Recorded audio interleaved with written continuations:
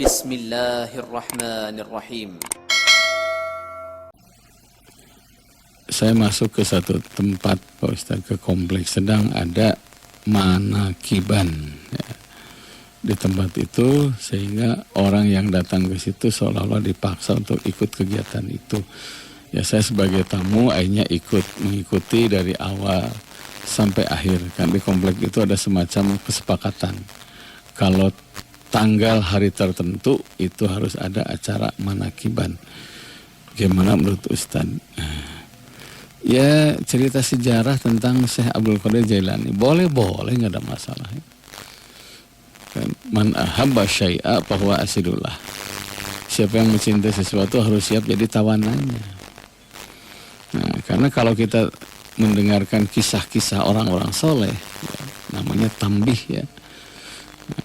Tambihnya ini, pengalamannya ini, pengalaman tahajudnya gimana, pengalaman yasinnya gimana, pengalaman sholat duhanya bagaimana, diceritakan, boleh. Untuk apa? Qad kana fi qasasihim ibratul liulil albab. Sungguh dalam kisah-kisah orang soleh itu, untuk mereka itu ada ibroh, ada pelajaran. Nah, apa itu ibroh? Pelajaran dari orang-orang yang soleh dan salihah. Nah, bukan hanya Syekh Abdul Qadir Jailani, kita penting mengungkap, membaca sirah Sayyidina Abu Bakar. Nah, bagaimana sholatnya? Nah, bagaimana sirah Sayyidina Utsman bin Affan? Bagaimana manakiban Umar bin Khattab? Bagaimana manakiban Imam Syafi'i? Bagaimana kisah-kisah Imam Hambali? Nah, apakah salah? Tidak. Karena kalau kita tidak bisa soleh, bergaulah dengan orang yang soleh. Kalau mencari orang soleh tidak ada, wal iktidau bihim faridoh, meniru amalan orang soleh. Tidak mungkin kita bisa meniru kalau tidak dikisahkan, kan? Diulang, tidak mungkin kita bisa meniru kalau tidak dikisahkan.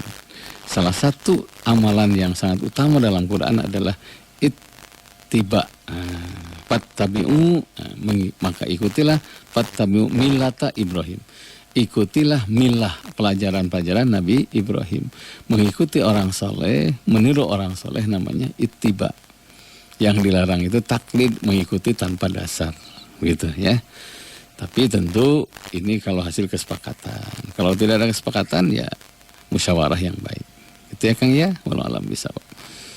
Saya kira lebih baik lah daripada orang itu, jangankan kepada orang soleh kan, jangankan kepada ulama besar, ya, bagaimana dia mencintai pemain sepak bola umpamanya.